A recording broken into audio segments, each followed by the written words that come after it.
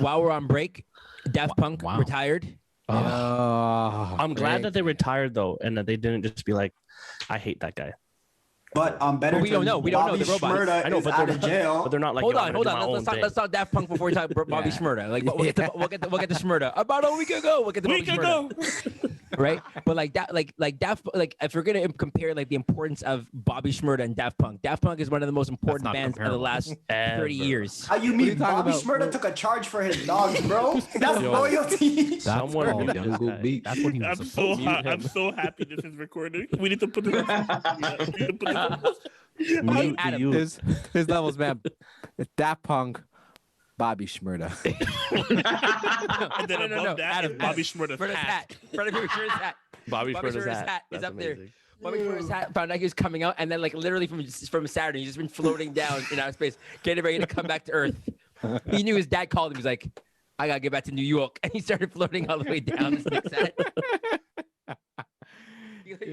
He lands his hand. Dad, has it been about a week ago? Yes, son. Anyhow, so Daft Punk retires. Yeah. Right? Like those of us who like are fans of them, like how do we feel? Yeah. I I'm myself sad. am.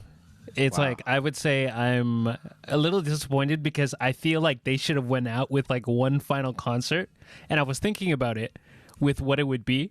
It's like they're from Paris, or they started in Paris, and so they do a final concert at the Eiffel Tower. Right. And so what they do when they go out on their final song, it's like the way they set up the lighting, it's they take off their helmets, but you don't see their face. Oh, And they put it down. They put it down, and they walk away from the helmets. That'd been sick. Yo, Tim's the creative director. I was about to say, you're in the wrong business, fam. I would have been that. I would have like imagine watching that concert live on television. Like they have it like on HBO Max, and it's like this. Like they zoom in on the helmets, and then that's it. Yo, I'd be, and then like they have I'd be crying. I would be very upset. I'd be very upset. Adam, how you feel? Yo, honestly, Daft Punk, like Sam Sheffer on YouTube. I don't know if any of you guys know who he is. Of course, you know, you already know what it is. Oh yeah, best friend. But he like Sam Sheffer had a really good video about the effects of Daft Punk on music and how they melded technology and musicianship together. And I think that like it's, you know what, like I'm glad that they did it this way rather than like what Cal was saying earlier. I don't know if we caught that there, but instead of them, like it just comes out later that they hate each other and they just never made music anymore or whatever. But I'm glad that there's actually like some closure to this. And the thing is, it's like no good thing lasts forever. That's just the reality of it. Is that like it had to end, and I'm just glad that it ended like this, and it kind of, you know, in a sense, like bookended an incredible chapter in musicianship, in technology, and yeah, they just did so much that just really just pushed the envelope of what could be done musically. But I mean, it's not disappointing. It's not disappointing because, you know what I mean? Like any great band and stuff, like you either fade out into obscurity or you actually end it, or you know what I mean? So I'm glad that they actually ended it and there was some closure there. And the legacy is actually really, that's true. That's true. Yeah. The legacy is what's going to live on, and I'm really excited for that because their style of music transcends a lot of cultures and genres and ages. And you know, when I first heard the news, I was very saddened, you know, because for me, in the middle of this crazy moment right now, the way my brain works, I'm like, nah, what we need right now is more Daft Punk, not less Daft Punk. Like, what do you mean? You know, we already lost Kim and Kanye. What's going on? What's the meaning of life? Now Daft Punk, Daft. Yo, you mean Daft? we got the old Kanye back? Are you sure about that? No, we don't know. Let's keep on the schedule. Let's keep on the schedule. Yeah, keep on the schedule. Yo, Kanye's gonna come out with some choir. Let's keep on the schedule, Jen. We're talking about Daft Punk, keeping it light, keeping it happy. I know Daft Punk. The beauty of it is the fact that we have the legacy that will transcend, and I think it's kind of like James Brown or Michael Jackson, where that music will always just sound, just always sound right, no matter when. That's it. That music always has a signature on it. Like there's no Mystique. You hear Daft Punk come on, and you're like, oh, you hear Georgie. Wedding 50 years from now. Gonna be Around the World one more time. Yeah. You know what I mean? But even like some of their they're not known tracks, right? Like I was listening to a live 2007 this afternoon, like on repeat, and they're blending. You know, at that point they come up with their album Human After All, and nobody really liked it. But then they blend those songs with their songs in their first two albums, and they make this amazing thing with the pyramid.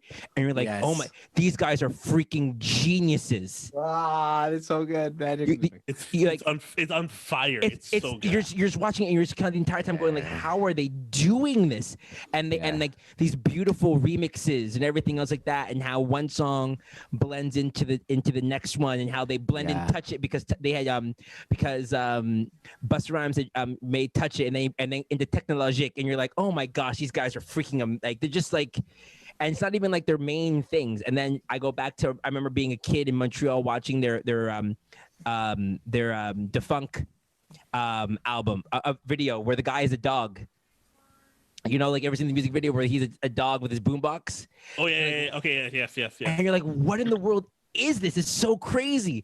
And for them to have made music at different points in my life personally, like One More Time is one of the best songs of all time. Around the World, Liam and I were watching the music video. I'm like, this is freaking amazing. Like, and it still slaps now. Like that's a great band. Like all of their stuff slaps right now. It transcends the time period that they're in. And then Stefan put in the chat like Tron.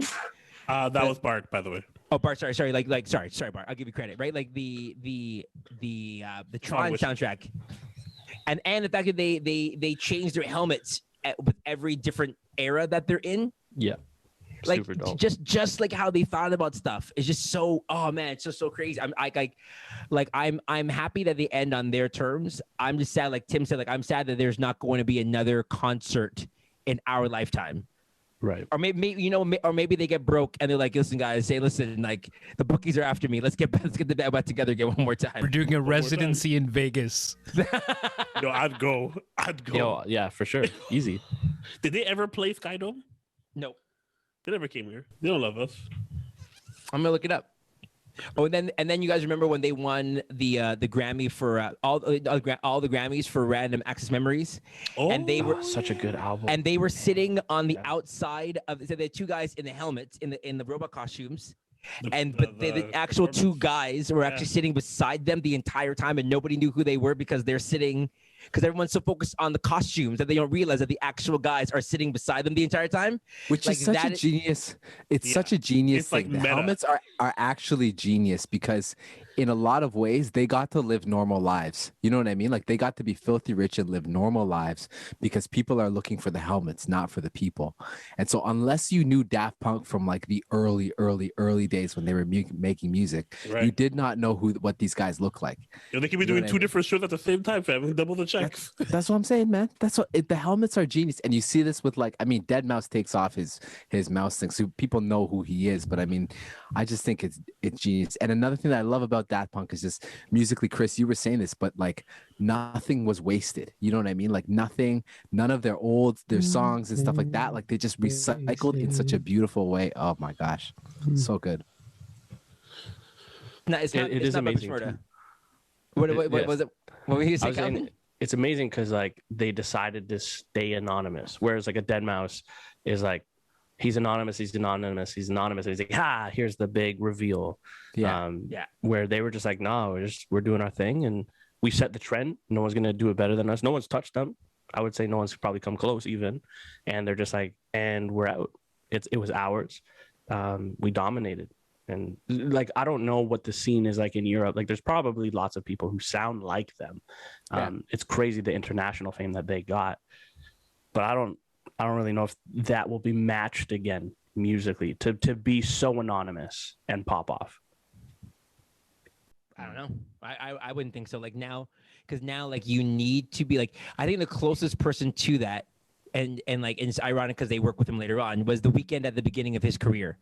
Mm-hmm. At the beginning of The Weeknd's career, he didn't want anyone to know what he looked like. It was just about the music. And then later on, like Abel comes out of his shell, and like he's that guy. But it's ironic that like this guy who, started not wanting to be known ends up working having one of their last sort of group productions was Starboy, you know, for him, and you can hear. And the thing about Daft Punk is you can hear it, like you can tell, man. you can tell, like you're like that's a Daft Punk song.